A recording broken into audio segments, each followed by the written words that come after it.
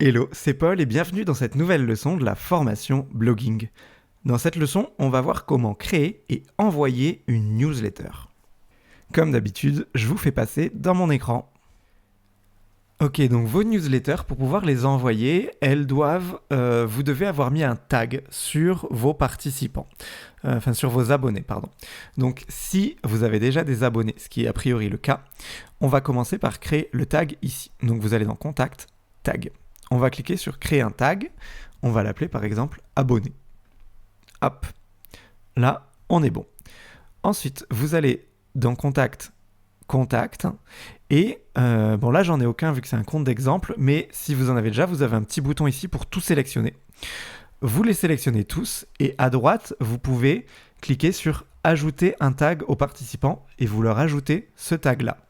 Au moins, comme ça, eux, tous, ils vont être tagués avec le tag abonné que vous venez de faire. Si vous voulez, pour que ce soit fait automatiquement pour les prochaines fois, vous pouvez aussi aller dans Automatisation, dans Règles.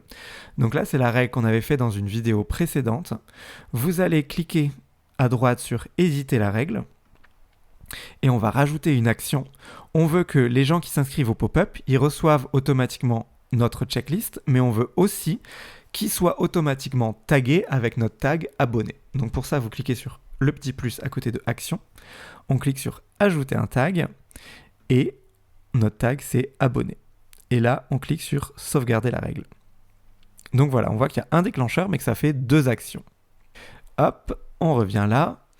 Et là, on va passer à la création de notre newsletter. Donc pour ça, vous allez en haut dans Email et dans Newsletter. Ici, donc là pour le moment j'en ai aucune, mais vous trouverez répertoriées toutes vos newsletters que vous créerez petit à petit. On va aller sur le bouton Créer en haut à droite. Je vous recommande de passer sur l'éditeur classique, j'ai un peu bugué. Vous avez deux options en fait. L'éditeur visuel qui permet de créer des newsletters qui sont assez visuels en fait, avec plein d'images, plein de trucs et tout. C'est pas forcément quelque chose que je recommande moi, parce que je trouve que ces newsletters sont très vite marketés un peu type pub. Enfin, moi, personnellement, quand je les reçois, je me dis direct « Ah, c'est de la pub » et je vire.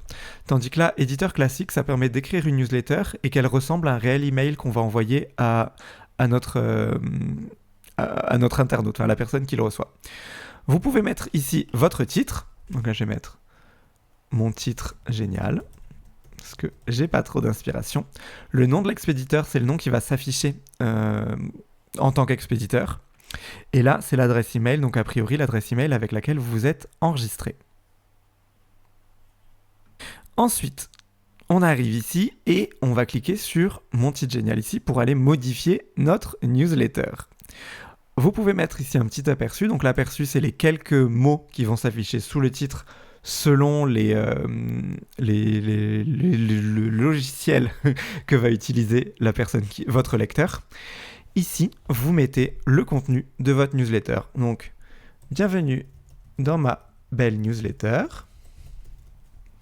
Aujourd'hui, on va parler de blablabla. Vous mettez tout le contenu que vous voulez. Vous pouvez faire de la mise en page avec les options gras, italique, souligné, barré. Vous pouvez mettre des liens avec ce bouton. Vous pouvez mettre là des photos, des listes à puces, des numéros. Enfin, il y a vraiment pas mal de trucs que vous pouvez faire.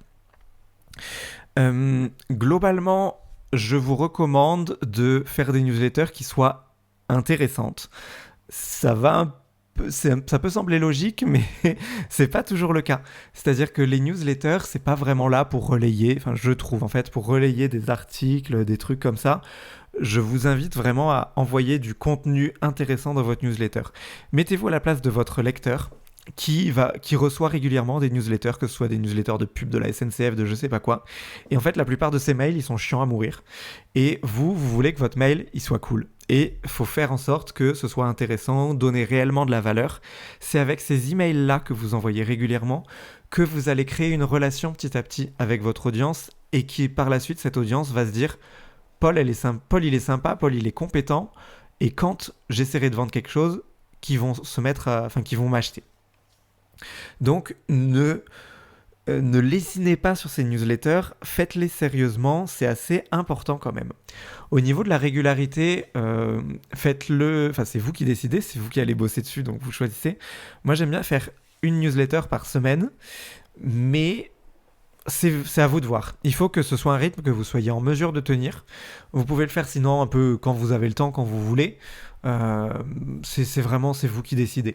Mais faites-en, c'est important quand même de les faire. Hop, alors, une fois que vous êtes content de tout ça, on va aller paramétrer notre envoi. Donc pour ça, il faut que vous descendiez ici et vous dites quel tag vous voulez inclure. Donc, pourquoi il ne s'affiche pas ? Hop, si j'actualise, voilà. Abonné, il y a eu un petit bug. Donc là, ça va l'envoyer aux tags qui sont, vous avez marqué abonné. Vous pouvez également exclure certains tags. Moi, j'en ai créé qu'un, donc ça se met pas. Enfin, je n'ai pas d'autre option. Mais si vous avez plusieurs tags, vous pouvez dire que tu voulais les envoyer que à ceux qui ont ce tag-là et ne pas l'envoyer à ceux qui n'ont pas ce tag-là. Vous pouvez faire des réglages assez précis. Ensuite, vous avez plusieurs options. Donc, soit sauvegarder, ça vous permettra juste de sauvegarder et que vous puissiez aller faire autre chose.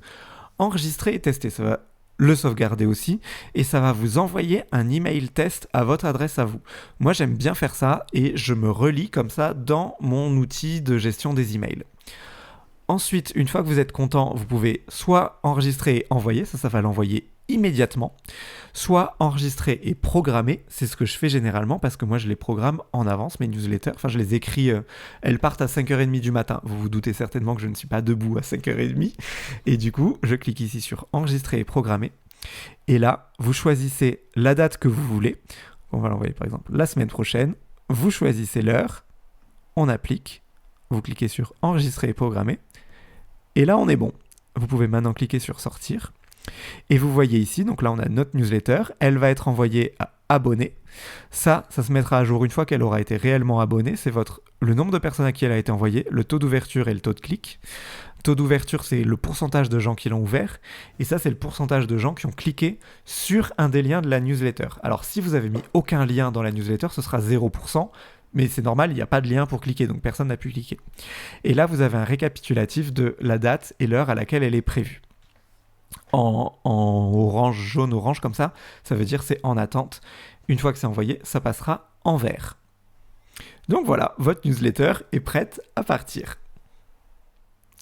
Très bien, donc maintenant que vous êtes en train de créer une relation par email avec votre audience via les newsletters, on va pouvoir commencer à parler de la monétisation.